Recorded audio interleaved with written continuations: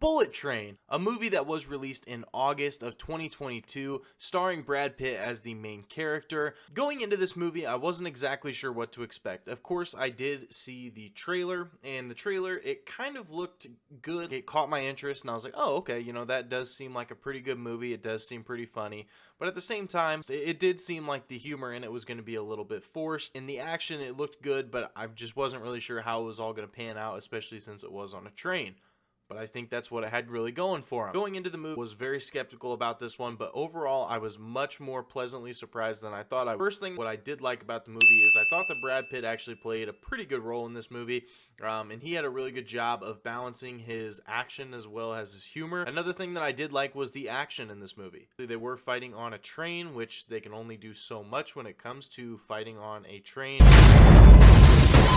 There's only so many props they can use, there's only so many objects, items, and even like space that they can use to make it seem semi-realistic to be fighting on this actual train, but they did a really good job with that as well. Another thing that I did really like about this one is it actually had a pretty good story. We'll talk about one of the cons that I wasn't a huge fan of about the story whenever I do get to my con section of this one, but I thought that the story was actually overall pretty good. By the time we got to the end, everything was wrapped up, everything had a conclusion, and there was so much going on, but you eventually ended up figuring it out. And whenever you did finally end up figuring out, it was absolutely fantastic. It all came to a conclusion, and they still kept the humor, even in the final scene when everything was absolutely destroyed. Fate obviously didn't want me to have that banana. The train ended up getting derailed, and they had the random cameo come in, which is the next thing that we are going to talk about. I actually enjoyed the cameos in this film as well.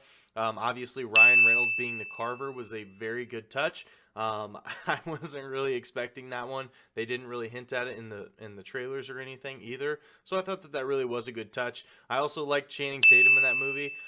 He was obviously just a train passenger in this one, but he was very funny. They made him disguise as Brad Pitt at one point, and it was very funny. It was definitely something that I could definitely sit there and watch again. I also did love the Sandra Bullock cameo. I heard her talking over the phone, but I wasn't 100% sure if that was Sandra Bullock or not.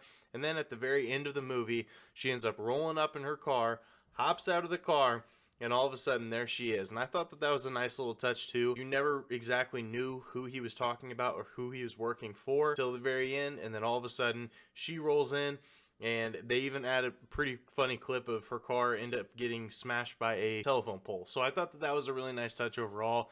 I thought that the cameos in this movie were very good. Characters, the acting, the whole 9 yards in this movie was very, very good. I also did like some of the twists and turns that this movie ended up having. Obviously, Lemon in this movie, which you guys are able to see right here, he was a very funny character, but not only that, there was a part in the movie where Brad Pitt ended up giving him like sleeping powder into his water, and for a long time everybody thought that he was dead. He was shot by the daughter of White Death, and a lot of people ended up thinking that he was actually dead. Also, as I had mentioned, White Death, that was actually a really cool plot twist, because not only was one of the very first characters that you meet was White Death's son, but also the one of the other main characters of the entire film that was a huge focal point of a lot of it was the daughter. I thought that that was actually a really cool touch. It was definitely weird, definitely interesting, but I also loved the visuals in this movie. The visuals were very good. It was very appealing to the eye. There is no one left on that train. Very easy to watch. It had a lot of vibrant colors, had a lot of cool transitions, had a lot of good action, and overall I did think that it was very enjoyable to watch. The storylines, the plot twists, the action, the color scheme, they did a lot of things right in this movie. And I will say that there are a couple cons, as there is in every movie, but overall I think that a lot of it was outweighed. So getting into pretty much the only con that I really had for this movie was, if you go and watch act number 1, there was a lot going on. There was a lot going on when it comes to the plot line. There was like 5 or 6 plots going at the very beginning. They introduce you to like 20 characters and don't really name drop on any of them. So you're trying to figure out so many different characters. You're trying to figure out so many different storylines. It can make it definitely difficult to watch, especially for a first-time watcher. But I think that it does pay off in the very end. This movie, in all seriousness, could have been another hour long, and I don't think it would have been that big of a deal. because if they would have added on an extra hour roughly, they could have introduced some of the storylines that they had. They could have went into more detail, added more effects to it, and the whole 9 yards. I feel like it would have made the story so much easier to understand. The story was very hard to understand until about halfway through, and then everything clicked and you're like, oh, okay, I got it, which I completely understand that that's probably what they were trying to go for.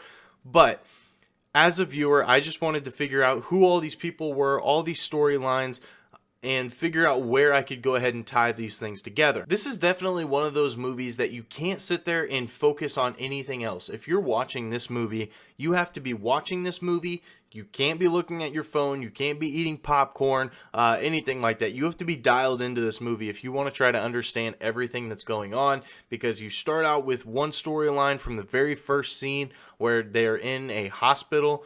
That's one scene that plays in. Also, Brad Pitt's character has a plot sequence.